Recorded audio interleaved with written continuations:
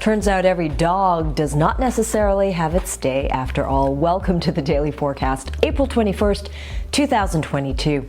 I'm Angie Lau, Editor-in-Chief of Forkast, covering all things blockchain.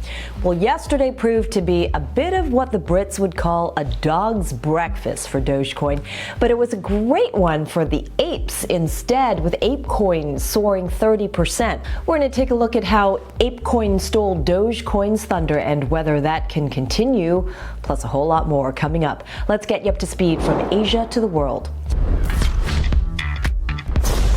Join thousands of NFT traders who already start their day on CryptoSlam. Well, let's kick off with the growing list of Russian firms facing sanctions due to the country's invasion of Ukraine. The latest to face sanctions from the U.S. is cryptocurrency miner Bitriver and its 10 subsidiaries. In a statement, the U.S. Treasury said this is the first time it has designated a virtual currency mining company as an entity attempting to evade sanctions. It also noted that Russia has a comparative advantage in crypto mining due to its energy resources and cold climate. And it went on to say that mining companies' reliance on imported equipment and fiat payments make them still vulnerable to sanctions. The U.S. government's move reinforces recent efforts to cut Moscow from channels that could facilitate sanctions evasion. Earlier this month, the Treasury also sanctioned the Russian darknet market Hydra and related crypto exchange Garantex, which was associated with ransomware activities. Now, to cushion the effect of the sanctions in the Russian economy, the country proposed Bitcoin and national currencies as payment options for energy exports last month. Meanwhile, over in China, the Hangzhou Internet Court has ruled that non-fungible token or NFT marketplaces are obliged to review the copyright of NFTs. Now, the ruling comes after a dispute between the plaintiff, Qixi Company, and the defendant, a technology company, over the use of the Fat Tiger vaccine NFT. Now, the court favored the plaintiff and asked the defendant to stop the infringement and compensate the loss of 4,000 yuan, or just over $600, a far cry from the original demand of 10 million yuan, or $1.5 million. The court added that the NFT marketplace operated by the defendant failed to fulfill its duty of care for review. You can find those stories and more at Forkast.News. Meanwhile, Doge Day turned into somewhat of a disappointment for the Memecoin's fans after the Apecoin community stole their thunder, went all silverback, you could say. And while meme coins like Doge are regarded as a somewhat of a joke by many in the crypto community, could Apecoins have real staying power? Forkast's Lachlan Keller reports. Dogecoin investors had been hoping to recreate the success of last year's Dogecoin Day, which saw the coin soaring 500% and becoming the 5th largest token in the world by market cap. However, it seems those days are over, with the coin trading down 0.25% in the 24 hours to Thursday morning in Asia, as well as dropping to 12th place in the crypto rankings. One expert told Forkast that while Dogecoin does carry brand value, he's wary over the future of it and other meme coins.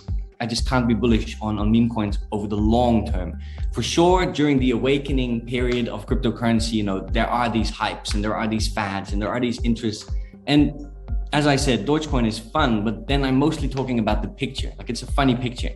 And people eventually, will realize that this is money, and money can disappear and then it will never come back. But it wasn't all bad news in the animal-themed crypto coin world, with the ape ecosystem's governance token Apecoin taking the spotlight instead. It was trading around the $16 mark Thursday morning in Asia.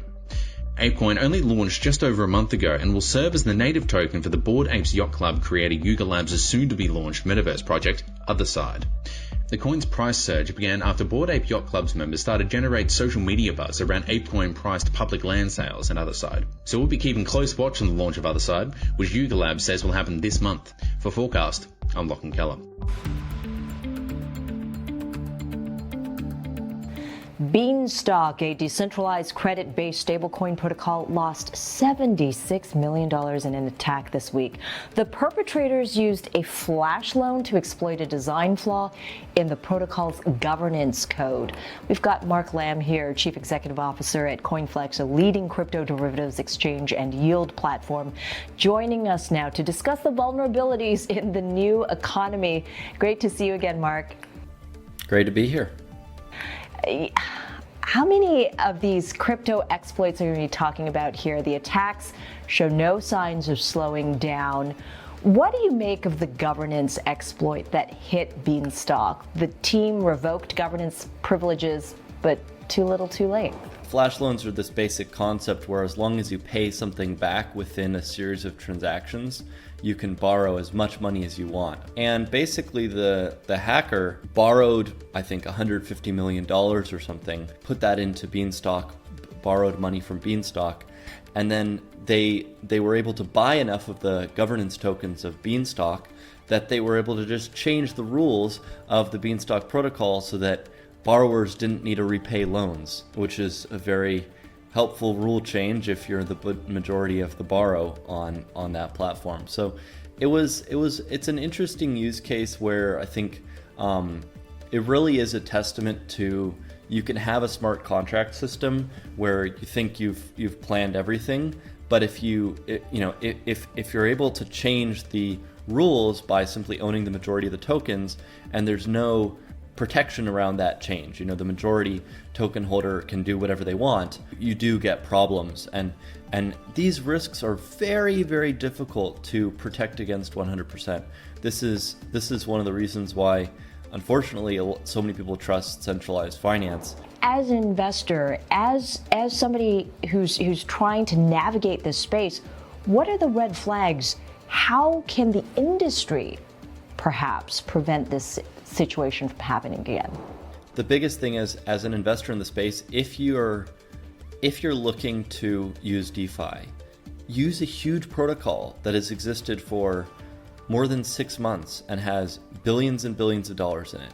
I mean, 6 months is a long time when the whole world can read your code and exploit your code. If you want to use a platform that doesn't have billions and billions of dollars in it and a long time in the market, make sure you're a programmer. This exploit could have been mitigated by a time delay in the governance vote. That would have solved it, but that wasn't put in place. And it's one of those things. What's the trusting large protocols is one. Audits is another. More public bounties, more research towards white hat hacking activities in crypto. Cybersecurity hacking is an arms race, and it's one which, you're constantly dealing with people that are more advanced and come up with smarter and smarter things. In an ironic twist, I guess, the developers of the protocol have offered the hacker keep 10% of the amount they stole as white hat bounty if they return the remaining 90%. I mean, what are the chances of the money being recovered here? And one of the founders also have been quoted saying chances of a bailout for the project are low since there's no VC backing. So who's going to get their money back? They've traced the funds to a mixer. So Tornado Cash, they've traced them to a mixer. So I think if the funds were sitting and hadn't been moved to a mixer, there might have been a chance of it, because ultimately the reason why hackers do take projects up on that, you can get 10%, but it's clean, it's a 10% that might be legally acceptable. You can maybe have more defensibility if you're going to cash it out at an exchange, tentative whether an exchange will actually accept that argument. But you could consider yourself a white hat hacker at that point. But they've moved them to a mixer. It's not happening. And explain Mixer very quickly for those in the audience who don't get how this acts as money laundering, mix it up, and suddenly it all magically disappears. Blockchains are extremely public. They're very difficult to do any type of illicit activity on, and compared to like the banking system or cash. And so every transaction is public on a blockchain. And so one of the issues that these hackers have is if you steal $150 million of crypto in this type of activity, no exchange will accept your funds. What you can do is you can use a mixing service, and that mixing service will at least somewhat de-anonymize your coins. Well, what it'll do specifically is it takes all the illicit funds in crypto and it washes them together, and it means that you don't know which type of criminal activity those coins came from. You still have a problem, which is CoinFlex and every other exchange in crypto is still not going to accept your coins because we know it came from a mixer, and so we just assume, well, it's probably proceeds of criminal activity. So there's still an issue for these guys, but at least it's one step in the direction of them having more privacy. What they do from there, who knows? Maybe they'll use some other DeFi protocol. Maybe they'll go on to hack more things. It is a hard lesson to learn, but a lesson nonetheless. And this was, as usual, a great conversation, Mark. Thanks so much. Thank you.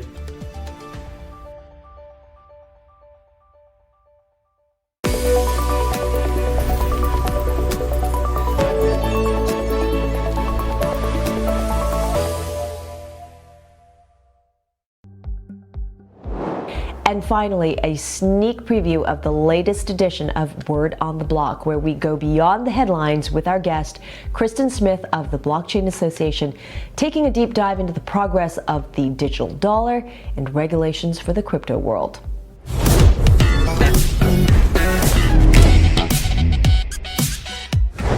We're at a phase now where there's a lot of smaller, individual, thoughtful companies that are building to provide these solutions. They're being built upon these publicly owned, decentralized networks. And I think the discussion we're having is one of how can we responsibly innovate in this space to allow this innovation to thrive while protecting consumers. And that's a real narrative shift, particularly from where we were in the last administration. The full episode airs tomorrow, so do check it out. And that's the Daily Forkast from our vantage point right here in Asia. For more, visit Forkast.News. I'm Editor-in-Chief Angie Lau. Until the next time.